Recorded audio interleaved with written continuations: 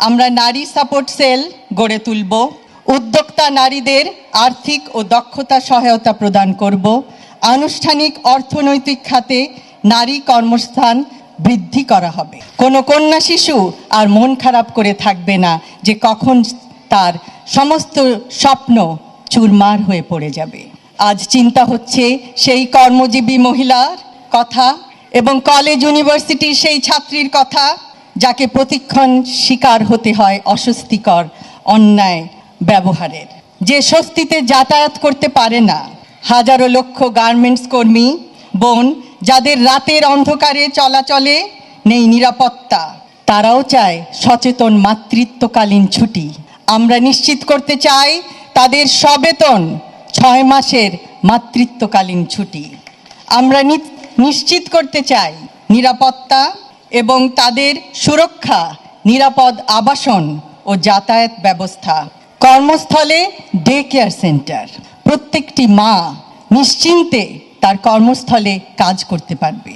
আজ মনে পড়ে সেই বয়োবৃদ্ধ নারীর কথা যাকে কোলে করে বেঁধে দিয়েছিল একটি গেটের, বৃদ্ধাশ্রমের একটি গেটের সঙ্গে তার পরিবারের লোকজন। সেই মায়ের প্রতি আমরা জানাতে চাই পিতামাতার ভরণ পোষণ আইনের কার্যকর বাস্তবায়ন করা হবে।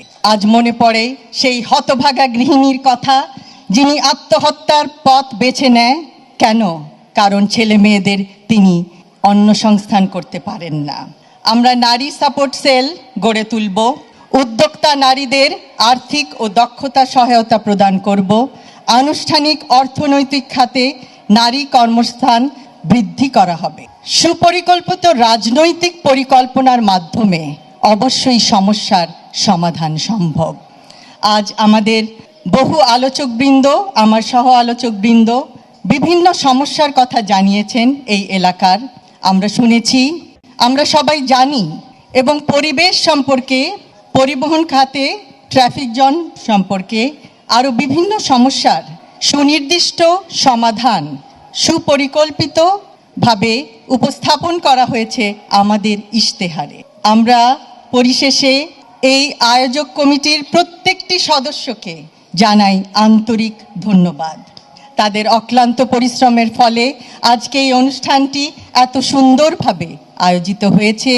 আমরা একে অপরের কথা শুনেছি, বুঝেছি, আরও শুনব এবং আপনাদের সম্মিলিত প্রচেষ্টায় প্রত্যেকটি সমস্যার সমাধান যতটুকু সম্ভব লাঘব করার চেষ্টা করব।